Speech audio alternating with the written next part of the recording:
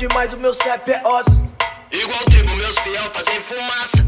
Por Sedex, mano, os bicos se fuder. Olha a embalagem da encomenda e vê que o frete foi de graça. Derrama pro santo e ergue a taça. Só os vira-lata em busca do Grammy latino. Vai virar piada se voltar teu som na praça. Falou que era bandido.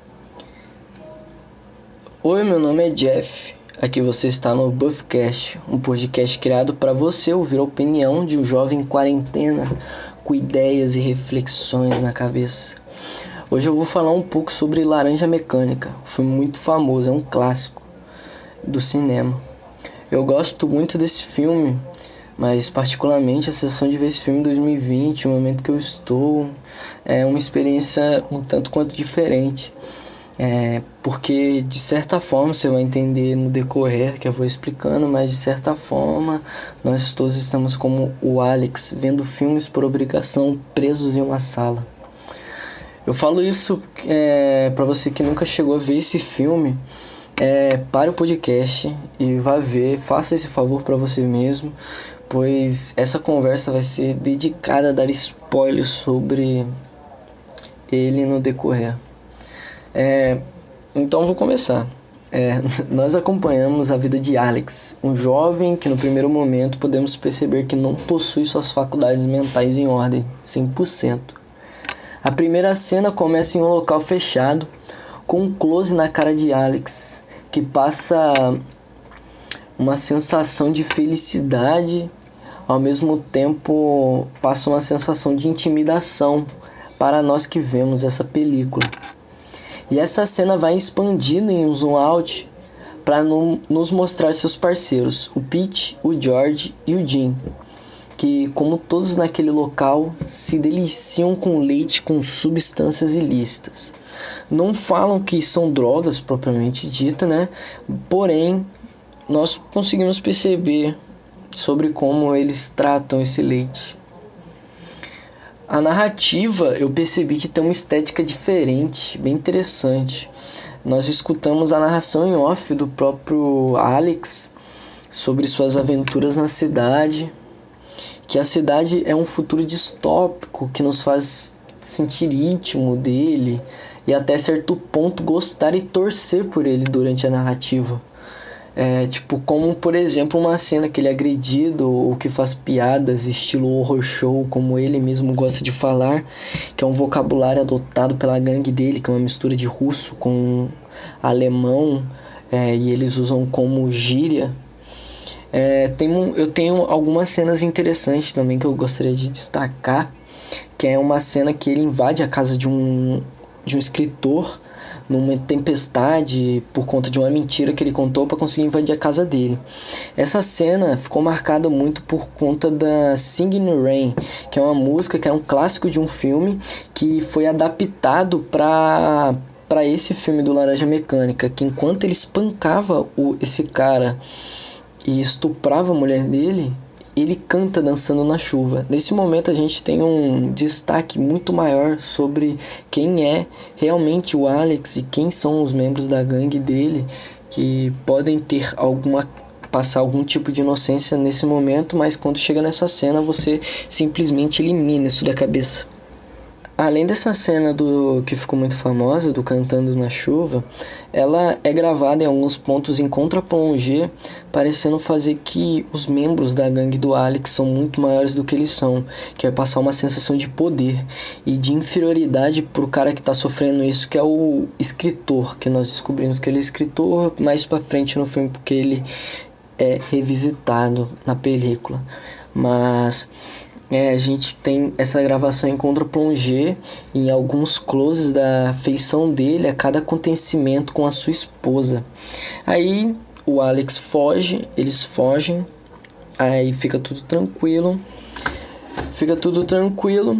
E eu queria falar também, dar um adendo, que esse filme ele é dotado de muitos elementos e conotações sexuais, além da própria nudez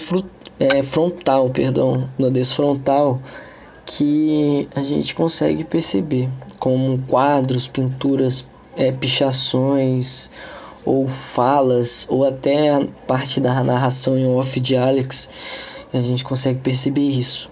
Eu queria destacar uma cena também, que é um traveling dentro da loja de CD, que mostra o ambiente interno. Que aí a gente começa a ter mais noção de como são os espaços nesse filme. Que as coisas, elas são bem estranhas e tem cores diferentes e as pessoas se vestem de maneiras muito diferentes do que nós estamos acostumados. E esse traveling ajuda a gente a ter uma ideia. Depois desse traveling, o Alex começa a conversar com algumas jovens e leva ela pro apartamento dele. E a cena de dentro do quarto dele passa assim time-lapse da cena de sexo enquanto toca o que parece ser uma música de corrida de jockey. Para quem não sabe, jockey é corrida de cavalo, entendeu? Depois dessa cena de time-lapse, a gente tem o Alex descendo com as suas roupas da gangue e encontra a sua gangue no saguão. Ele indaga porque os caras estão ali, porque aparentemente não é algo comum, mas eles começam a reclamar sobre a divisão dos roubos, do que se lucram com os roubos e eles não recebem.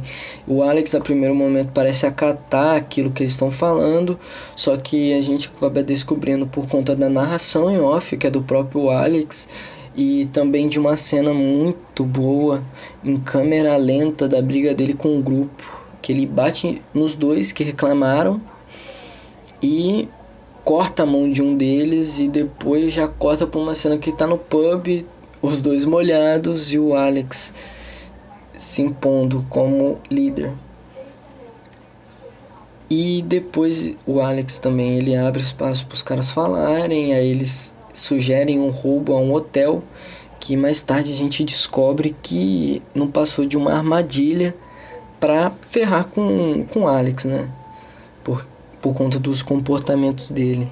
Aí nisso o Alex é preso e a gente tem uns momentos interessantes que a gente vê uma reviravolta tanto na narrativa, que é contada da primeira metade, para o segundo momento, onde a gente tem outro tipo de comportamento externado pelo Alex, que é demonstrado também no ângulo da câmera, que vai para plongé, para contra-plongé no caso, pela visão do Alex.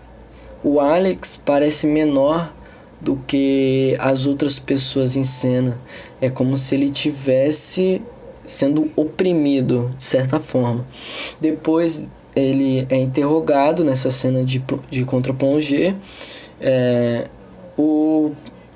Nós temos nisso o julgamento dele, ele é preso. Ele vai para a cadeia e a gente tem uma reambientação em plano geral aberto e uma cena aérea do presídio que vai mostrar o novo ambiente que ele vai passar algum tempo da narrativa.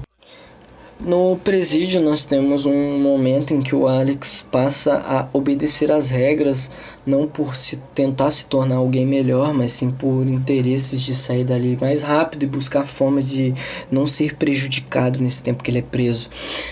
Ele fica amigo de um padre e ele descobre que tem um plano lá, tem um tipo de órgão do governo que está fazendo teste em presos que fazem os presos saírem mais rápido.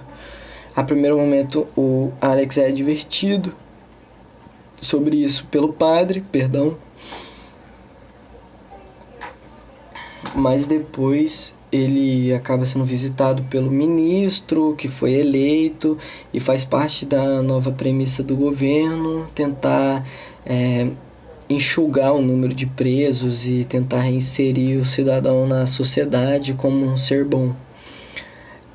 Ele é submetido ao teste de um doutor e nós temos umas cenas de close que acaba virando uma característica desse filme de certa forma, que eu volto a falar o que eu falei no começo, que é vendo filmes por obrigação presos em uma sala. Por que eu falei isso? Porque o Alex ele fica sendo obrigado a ver vídeos de violência enquanto toca músicas clássicas que ele tanto gostava, e chega uma hora que ele fica até transtornado por conta de estar tocando a Nona Sinfonia e isso acaba gerando um gatilho mental para ele, que toda vez que ele pense em praticar algum ato de violência ou promiscuidade, ele é advertido pelo corpo dele com uma náusea muito forte, seguida de desmaio, por conta desse tratamento que ele faz. Aí ele consegue a liberdade dele depois desse tratamento, entre aspas, curado, porque os colegas dele encontram ele, os colegas deles viraram policiais e acabam batendo nele, ele não consegue se defender. Tudo que ele faz na primeira metade do filme, na segunda metade ele paga de alguma forma, até ele ficar preso num quarto tocando a Nona Sinfonia, que é o ponto fraco, o maior ponto fraco dele, né? Por conta que ele foi ficar na casa do escritor que ele deixou cadeirante, que a gente descobre isso nesse momento, que ele deixou o cara cadeirante e a mulher morreu. E o escritor, para se vingar, faz isso com o Alex. Mas a gente tem uma tentativa de suicídio do Alex, e depois ele acorda no hospital, ele está todo quebrado, e o prefeito vai falar com o ministro que chamou ele na cadeia, que ofereceu o tratamento, é o cara que vai falar com ele nesse momento, com muito medo, porque o escritor, além dele prender o Alex, ele escreveu matérias contra o governo mostrando o que acontece com quem é submetido a esse tratamento, porque tem uma implicação social isso, por conta de que o sujeito não fica bom realmente, ele só tem medo das consequências que ele vai ter se ele fizer alguma coisa errada, tipo, imediatas, como, por exemplo, ele não vai estuprar alguém porque ele sente uma náusea muito forte e desmaia, não porque ele teve o poder de escolha e optou escolher o certo, socialmente falando. Depois dessa cena, para finalizar, ele tira foto com o ministro e sinaliza sua nova fase, que é a segunda virada do roteiro, ele voltando ao normal, ele constatando que está curado, não por ele ter se tornado um sujeito melhor, mas sim porque ele voltou a ser quem era. Pode ser de certa forma mais contido, com pensamento mais frio sobre a situação, porque ele já foi preso uma vez por conta do seu comportamento, mas com a mesma personalidade, mais contido. E é isso, gente. Espero que vocês tenham gostado. Eu vou me despedindo aqui e tamo junto. Até a próxima.